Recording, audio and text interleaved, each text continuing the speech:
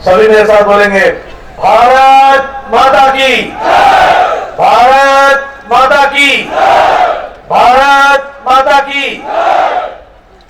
आज के सभा में मेरे साथ उपस्थित यहाँ के बहुत ही यशस्वी मुख्यमंत्री श्री मानिक शाह जी, हमारे उप मुख्यमंत्री श्री जिष्णुदेव बर्मन जी, हमारे पूर्व में मुख्यमंत्री रहे और हमारे वरिष्ठ साथी श्री विप्लव देव जी,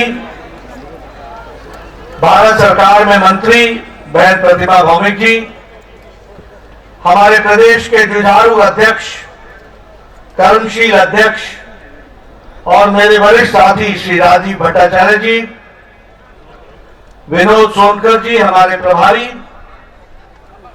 हमारे रेवती त्रिपुरा जो हमारे सांसद हैं, हमारे रत्नलाल जी नाथ मंत्री, फणींद्र नाथ जी हमारे जनरल सेक्रेटरी ऑर्गेनाइजेशन, रामपादा जमातिया जी मंत्री,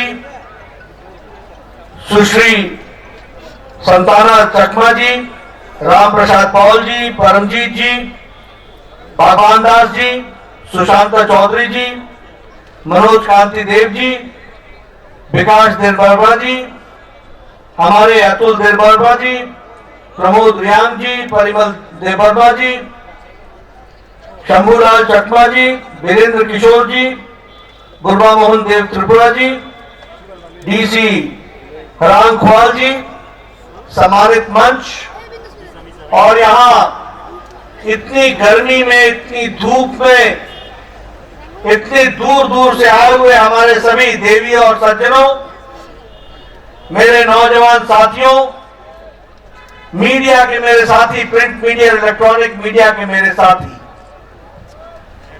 मैं अपना सौभाग्य मानता हूं कि मुझे आज इस जनजातीय सम्मेलन में, इस जनसभा में आप सब लोगों के साथ मिलने का, दर्शन करने का सौभाग्य मिला है। सबसे पहले तो मैं त्रिपुरा सुंदरी मां, यहां की देवी, इस पावन भूमि की और सारे देश में जिनको हम सब लोग पूछते हैं, ऐसी माता हमारी त्रिपुरा सुंदरी जी को हम नमन करते हैं, आशीर्वाद देते हैं और उनका नमन करते हुए हम अपनी बात को प्रारंभ करते हैं। जब मैं यहां आया हूं तो इस वीर भूमि को, इस पवित्र भूमि को, जहां महाराजा वीर विक्रम किशोर माणिक्य जी, जो बहादुर जी, जो यहां के राजा रहे, उसी तरीके से फणिभूषण जी हमारे स्वतंत्रता सेनानी, शांति भूषण जी हमारे स्वतंत्रता सेनानी, जिन्होंने त्रिपुरा की और देश की रक्षा के लिए अपने आप को, अपना अस्तित्व समाप्त करके ये लड़ाई लड़ी, ऐसे लोगों को, ऐसे वीर लोगों को मैं नमन करता हूं और उनसे आशीर्वाद प्राप्त करता हूं। मैं यहां सभी जनजाति नेताओं का भी आदर समेत उनको भी मैं नमन करता हूं। यह त्रिपुरा की भूमि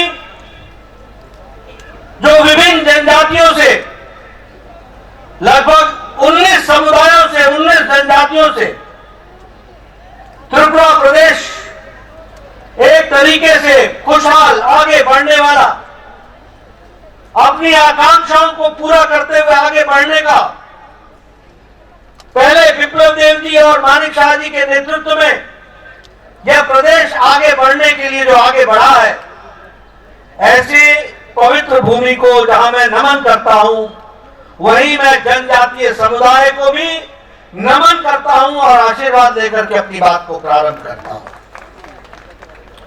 हम भील जनजाति, भूटिया जनजाति, चकमा जनजाति, गारो जनजाति, जमातिया जनजाति और सभी 19 जनजातियों को भूल नहीं सकते हैं, क्योंकि उन्होंने त्रिपुरा की संस्कृति के साथ साथ भारत की संस्कृति की रक्षा के लिए मुख्य धारा में शामिल होकर के इस प्रदेश को और इस देश को आगे बढ़ाने में अपना योगदान किया है।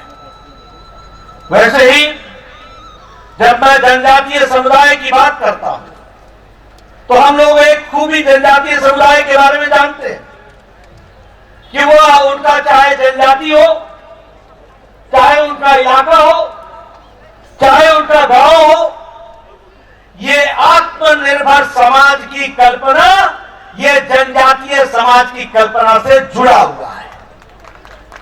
जहां जनजाति होती है वो आत्मनिर्भर होने के लिए अपने ही समुदाय के साथ आत्मनिर्भरता की ओर बढ़ने का प्रयास करती है। और हम सबके लिए बड़ी गौरव का विषय है कि प्रधानमंत्री नरेंद्र मोदी जी ने इस देश की जनजाति ताकत को पहचाना। भारत के यशस्वी मुख्यमंत्री ने व प्रधानमंत्री ने इस देश के जनजाति गौरव को पहचाना। यह जनजाति समाज सिर्फ देखने में सीधा साधा देशभक्ति नहीं है, यह वह समाज है जिसने जब जब इस देश पर कोई संकट आया है तो रक्षा करने के लिए जनजाति समाज हमेशा अग्रसर रहा है। ऐसे को पहचाना है तो हमारे प्रधानमंत्री मोदी जी ने। और इसीलिए आज हम खुशी के साथ कह सकते हैं कि भारत के यशस्वी प्रधानमंत्री ने जनजाति समाज को अमृतकाल के अवसर में 75 साल की आजादी के पश्चात भारत के सर्वोच्च पद पर अगर किसी को बैठाने का काम किया है तो वो जनजाति महिला आदरणीय श्रीमती द्रौपदी मुर्मू को वहां पर सुशोभित किया है। देश के सर्वोच्च पद पर ये सबसे बड़ा सम्मान आजाद भारत में जनजाति समाज को और जनजाति समाज से निकली हुई साधारण परिवार से एक महिला जिन्होंने जीवन को कष्ट में जीते हुए भारत की मूल्य और भारत के मूल धारणाओं को अपने साथ समावेश करते हुए जीवन व्यतीत किया, ऐसे महान विभूति को भारत की राष्ट्रपति बनाने का काम यशस्वी प्रधानमंत्री ने किया और जनजाति समाज को एक स्थान देने का प्रयास हुआ है। उसी तरीके से मैं जब जनजाति समुदाय के साथियों से मिल रहा हूं तो मैं ये गौरव के साथ कह सकता हूं कि पहली बार भारत सरकार में इतना ज्यादा प्रतिनिधित्व सरकार में जनजाति समाज को दिया तो नरेंद्र मोदी जी ने दिया। आज एनडीए की सरकार में 8 ट्राइबल मिनिस्टर हैं और त्रिपुरा में 5 मंत्री ट्राइबल हैं और वो जनजाति समाज को रिप्रेजेंट करते हैं। ये आपको मैं इसलिए बता रहा हूं क्योंकि हमने जनजाति समाज को भारत की मुख्य धारा का पार्ट माना, अंश माना। और इसके साथ साथ मैं ये भी बोलना चाहता हूं कि भारत रत्न अटल बिहारी वाजपेयी थे, किसी ने सुध नहीं ली जनजातियों की, किसी ने इनकी चिंता नहीं की। अगर ट्राइबल मिनिस्ट्री, अगर जनजाति मंत्रालय जनजाति के भाइयों के विकास के लिए किसी ने भी स्थापित किया तो वो भारत के भारत रत्न अटल बिहारी वाजपेयी जी प्रधानमंत्री थे जिन्होंने इसकी चिंता की। और आज हमारे जनजाति क्षेत्र से संबंध रखने वाले आपकी तरह जमीन से निकले हुए अर्जुन मुंडा जी आज वो भी मंत्री के रूप में हम सब लोगों को जीवन में जनजाति समुदाय की चिंता कर रहे हैं। आज राष्ट्रीय tribal institute, national institute for tribals, इसकी स्थापना 75 साल बाद हुई है। यानी 75 साल में किसी सरकार को यह नहीं लगा कि नेशनल ट्राइबल इंस्टीट्यूट खुलना चाहिए, ये खोलने का काम भी किया तो वह मोदी जी ने किया और अमित शाह ने उसका उद्घाटन करके वह भी समर्पित किया है। ये भी हमको ध्यान रखना चाहिए। अगर मैं बात करूं आज दिन तक जनजाति गौरव दिवस ही नहीं मनाया जाता था। जनजाति गौरव दिवस के बारे में कोई चिंता ही नहीं करता था। पिछले साल भारत के यशस्वी प्रधानमंत्री ने हमारे यहां 15 नवंबर को भगवान बिरसा मुंडा के जन्मदिन को वो जनजाति गौरव दिवस के रूप में मनाने का निर्णय लिया और जनजाति समुदाय को गौरव प्रदान करने का मौका दिया। तो इस सरकार ने किया, ये भी हमको ध्यान रखना चाहिए। आज जब मैं यहां आया हूं तो मुझे ये घोषणा करते हुए भी अच्छा लगता है कि भारत सरकार ने arm forces special protection act लगभग 40-66% लोगों के स्थान से उसको हटा दिया है और आपको मुख्य धारा में जीने का एक मौका मिल रहा है। उसी तरीके से 27 सेंटर ट्राइबल रिसर्च सेंटर के खोले गए, जिसमें से 50% सेंटर ऑफ एक्सलेंस है, वो विकास की कहानी कहते हैं। उसी तरीके से अगर हम देखें तो आज जनजाति भाइयों पर जो सीपीएम की सरकार में वायलेंस होता था, आज हम कह सकते हैं कि वह आक्रमण और वो वायलेंस, वो जो आपके ऊपर अत्याचार होता था, वह विप्लव देव की पूर्व सरकार में और माणिक शाह जी के नेतृत्व में अब समाप्त हो गया है। अब आप शांति से जी सकते हैं, इस तरीके की व्यवस्था की गई। इसी तरीके से वामपंथियों के द्वारा जो गुंडागर्दी चलती थी, आप लोगों को तंग किया जाता था, उसको भी समाप्त करने का काम इस सरकार ने किया है।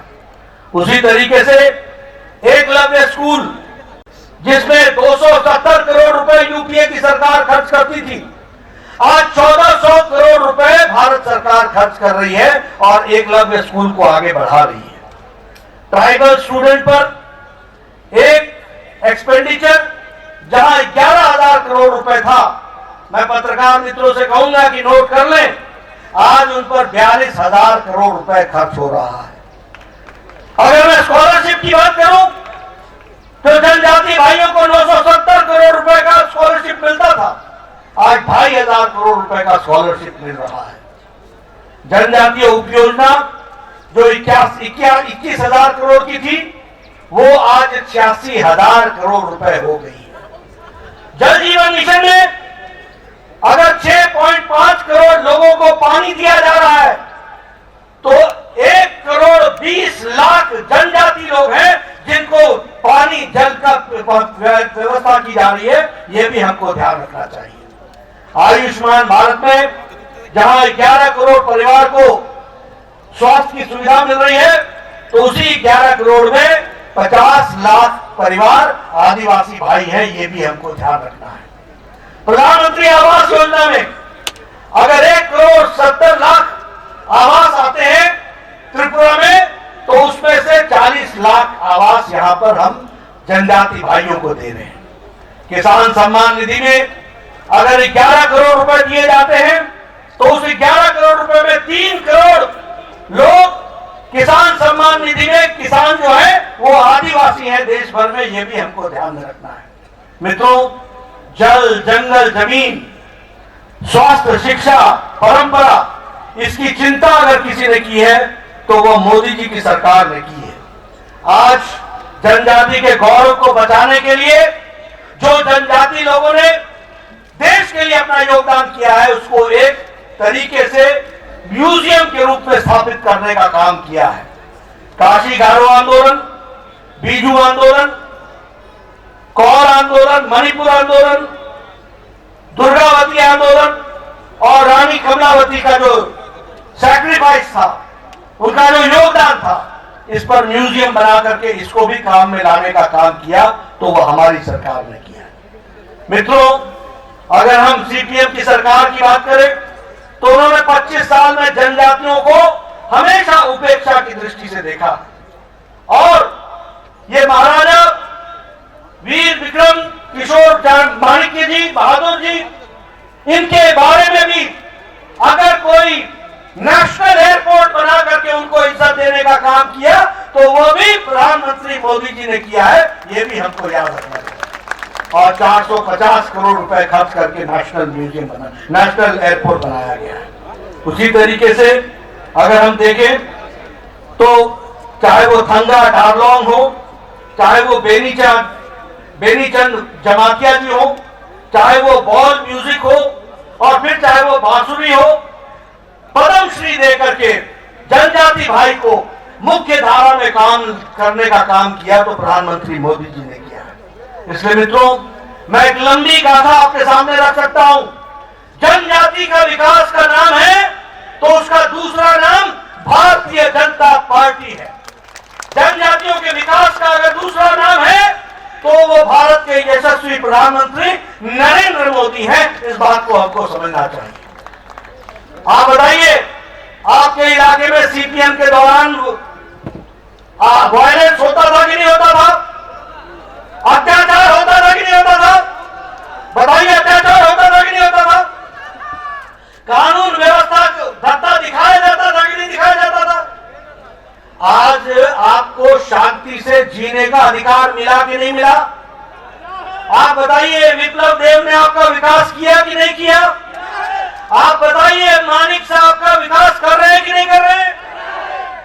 ये मैं इसलिए आपसे पूछ रहा हूं कि एक सरकार थी जिसने अंधेरगर्दी मचाई, एक सरकार थी जिसने आपको लूटा, एक सरकार थी जिसने आपकी चिंता नहीं की, और एक सरकार है जो आपकी चिंता के लिए दिन रात मेहनत कर रही है। और इसलिए मित्रों, जब मैं इस जनसभा को संबोधित कर रहा हूं तो आपके माध्यम से 19 की 19 जनजाति भाइयों और बहनों को मैं भारतीय जनता पार्टी की तरफ से यह संदेश देना चाहता हूं कि आप ये समझ लीजिए कि जनजाति का विकास का पर्यायवाची है तो वो भारतीय जनता पार्टी है।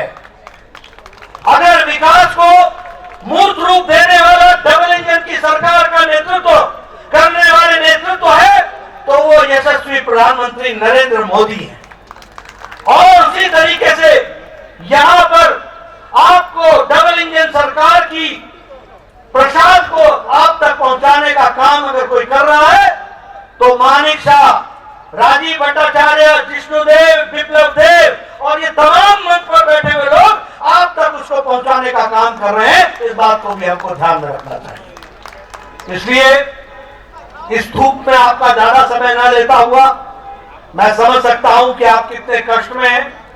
मैं ये भी समझ सकता हूं कि आदमी तो छोड़ो, कैमरे को भी छाया दिखाया जा रहा है, उसके ऊपर भी तौलिया रखा जा रहा है। मैं गर्मी और धूप समझ सकता हूं, मैं पत्रकार भाइयों की भी तकलीफ समझ सकता हूं, इसलिए आपका ज्यादा समय नहीं लूंगा।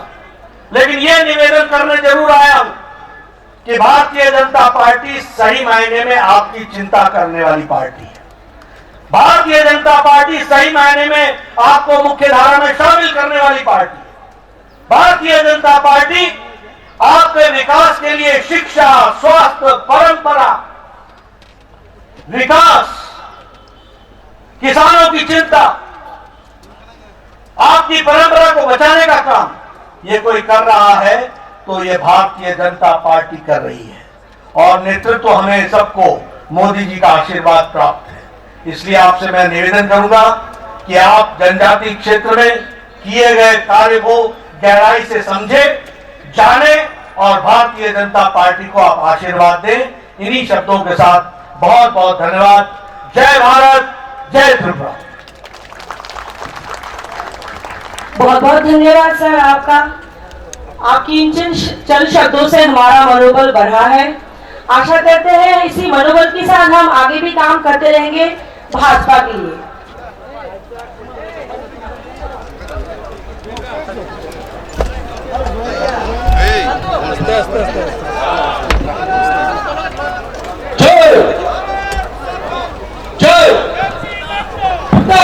भारत माता की, भारत माता की, भारत माता की, भारत माता की।